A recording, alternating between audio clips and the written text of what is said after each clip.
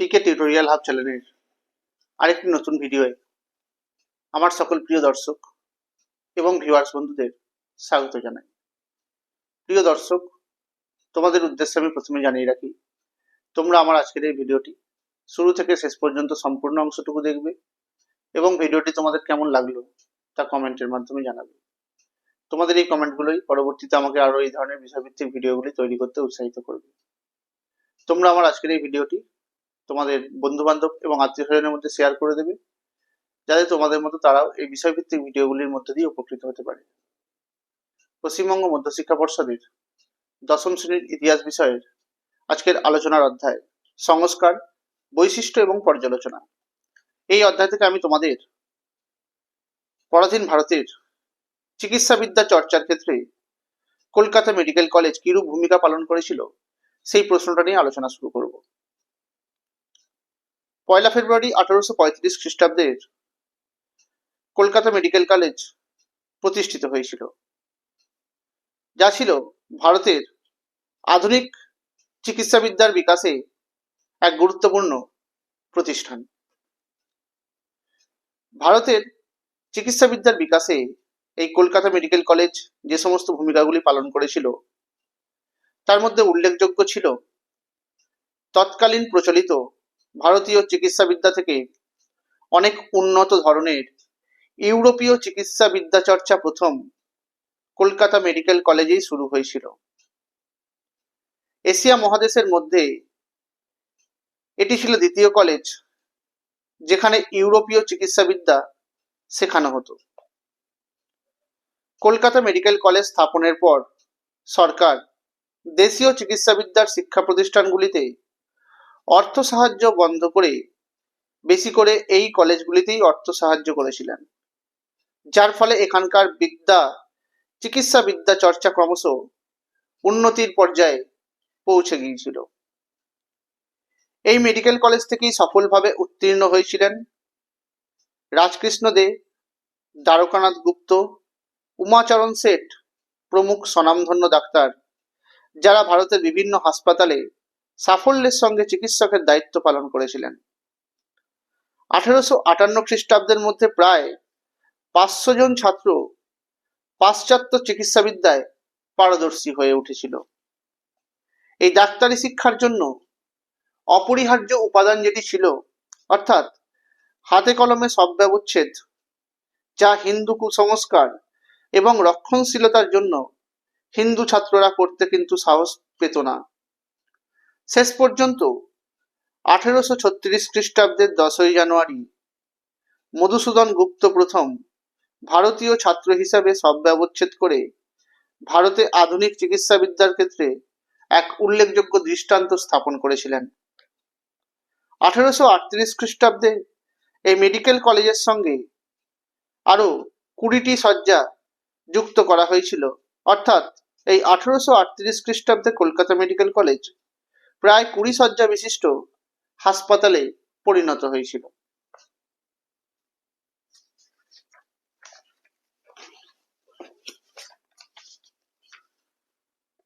1845 খ্রিস্টাব্দের 8ই March Kolkata medical কলেজের তৎকালীন কর্মসচিব জন মোয়েটের উদ্যোগে সূর্যকুমার চক্রবর্তী, ভোলানাথ বসু, দ্বারকানাথ বসু এবং গোপালচন্দ্র শীলকে সরকারি খরচে ইংল্যান্ডে চিকিৎসাবিদ্যার উচ্চশিক্ষার জন্য পাঠানো হয়েছিল।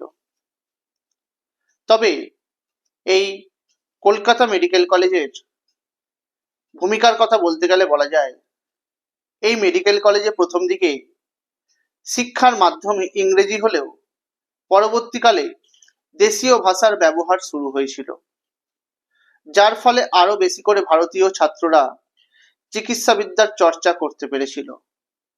প্রায় 49 জন ছাত্র নিয়ে এই কলকাতা মেডিকেল কলেজ তার যাত্রা শুরু করেছিল। সেখান থেকে 10 বছরের মধ্যে সেই কলেজ প্রায় 100 জনেরও বেশি ডাক্তার তৈরি হয়েছিল। এক তথ্য থেকে জানা যায় 1837-এ প্রায় 60টি, 1838-এ প্রায় 120টি এবং 1844-এ প্রায় 500-রও বেশি সব ব্যবচ্ছেদ করা হয়েছিল এই কলেজে। অর্থাৎ এই তথ্যগুলো থেকে সহজেই বুঝতে পারা যায় হাতে কলমে আধুনিক চিকিৎসাবিদ্যা ক্রমশ এখানে জনপ্রিয় হয়ে উঠেছিল। 1845 খ্রিস্টাব্দে যে 4 জন ছাত্রকে সরকারি খরচ বহন করে ইংল্যান্ডে উচ্চশিক্ষার জন্য পাঠানো হয়েছিল, তারা যখন ফিরে এসেছিল, সেই বিলেত ফেরত বাঙালি ডাক্তার হিসেবে তারা সারা ভারতে সমাদৃত হয়েছিল এবং তাদেরকে দেখে আরো অনেকেই তাদের পথ অনুসরণ করেছিল। 1845 খ্রিস্টাব্দে কলকাতা মেডিকেল কলেজ, লন্ডনের রয়্যাল কলেজ অফ সার্জন এবং ইউনিভার্সিটি অফ লন্ডনের স্বীকৃতি পেয়েছিল। এর পরের যে প্রশ্নটা তোমাদের সঙ্গে আলোচনা করব সেটি হলো,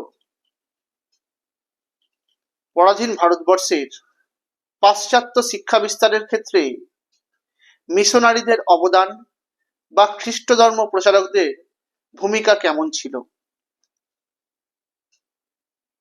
পরাধীন ভারতবর্ষের ইউরোপের বিভিন্ন দেশ থেকে খ্রিস্টান ধর্ম প্রচারের জন্য যে সকল মিশনারিরা এদেশে এসেছিলেন, তারা খ্রিস্টান ধর্ম প্রচারের সঙ্গে সঙ্গে এদেশের পশ্চাৎপদতা দূর করার জন্য পাশ্চাত্য শিক্ষা বিস্তারের দিকে মনোনিবেশ করেছিলেন।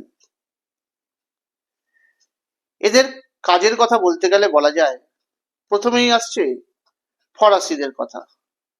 চন্দননগর, পন্ডিচেরি প্রভৃতি জায়গাগুলোতে ফরাসি মিশনারিরা বেশ কিছু বিদ্যালয় স্থাপন করেছিল। পর্তুগিজদের ক্ষেত্রে বলা যায়, সেন্ট জেভিয়ার এবং রবার্ট ডিনোবিলি নামে দুজন পর্তুগিজ মিশনারি গোয়ায় ভারতের প্রথম ছাপাখানা প্রতিষ্ঠা করেছিলেন পাশ্চাত্য শিক্ষা বিস্তার করার জন্য। সব থেকে উল্লেখযোগ্য যেটা ছিল ব্যাপটিস্ট মিশন। 1800 খ্রিস্টাব্দে শ্রীরামপুর ত্রয়ী নামে পরিচিত, অর্থাৎ উইলিয়াম কেরি, উইলিয়াম ওয়ার্ড এবং জোশুয়া মার্সম্যান ব্যাপটিস্ট মিশন প্রতিষ্ঠা করেছিলেন। যে মিশন শ্রীরামপুরে ছাপাখানা স্থাপন করে বাইবেল সমেত আরো অনেক বই ছাপিয়ে প্রকাশ করেছিলেন এবং প্রায় 126টি স্কুল 1818 খ্রিস্টাব্দে শ্রীরামপুর কলেজও কিন্তু তারা এই স্কুলগুলোর সঙ্গে সঙ্গে স্থাপন করেছিলেন। লন্ডন মিশনারি সোসাইটির সদস্য রবার্ট মে প্রথম হুগলি চুঁচুড়াতে একটি বিদ্যালয় প্রতিষ্ঠা করেছিলেন। আবার স্কটিশ মিশনের সদস্য স্যার আলেকজান্ডার ডাফ 1830 খ্রিস্টাব্দে জেনারেল অ্যাসেম্বলিজ ইনস্টিটিউশন, যার বর্তমান নাম স্কটিশ চার্চ কলেজ, এইটা সহ আরো অনেকগুলি ইংরেজি বিদ্যালয় স্থাপন করেছিলেন। তবে এই ক্ষেত্রে আরো বলা যায়, 1799 খ্রিস্টাব্দে প্রতিষ্ঠিত চার্চ মিশনারি সোসাইটির উদ্যোগে কলকাতা এবং তার আশেপাশের অঞ্চলগুলোতে অনেকগুলি ইংরেজি মাধ্যমের বিদ্যালয় স্থাপন হয়েছিল। 1795 খ্রিস্টাব্দে লন্ডন মিশনারি সোসাইটি দ্বারা প্রতিষ্ঠিত তাদের সদস্য রবার্ট মের উদ্যোগে মোট প্রায় 36টি বিদ্যালয় স্থাপন করা হয়েছিল।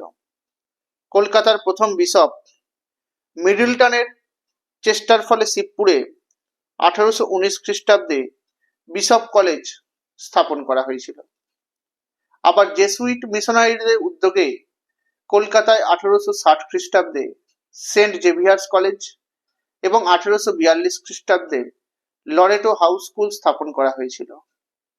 এইভাবেই 19 শতক জুড়ে খ্রিস্টান মিশনারিরা শুধু যে বাংলায় তাই নয়, তারা বাংলা ছাড়াও সারা ভারতবর্ষেই পাশ্চাত্য শিক্ষা বিস্তার করার জন্য অগ্রগণ্য ভূমিকা পালন করেছিলেন। আজকে আমি তোমাদের এই দুটো গুরুত্বপূর্ণ প্রশ্ন নিয়ে আলোচনা করলাম। এই অধ্যায়ের পরবর্তী যে গুরুত্বপূর্ণ প্রশ্ন সেগুলো নিয়ে পরবর্তী ভিডিওতে আলোচনা করব। তোমরা আমার আজকের এই ভিডিওতে লাইক করে দেবে, কমেন্ট করবে, শেয়ার করে দেবে, আমার চ্যানেল নতুন চ্যানেলটি সাবস্ক্রাইব করে দেবে, পাশে থাকা বেল আইকনটি প্রেস করে দেবে, যাতে তোমরা আমার ভিডিওর নোটিফিকেশনগুলো পেতে পারো। তোমরা আমার ফেসবুক পেজে ফলো করে দেবে আর ইনস্টাগ্রামে ফলো করে দেবে। ধন্যবাদ।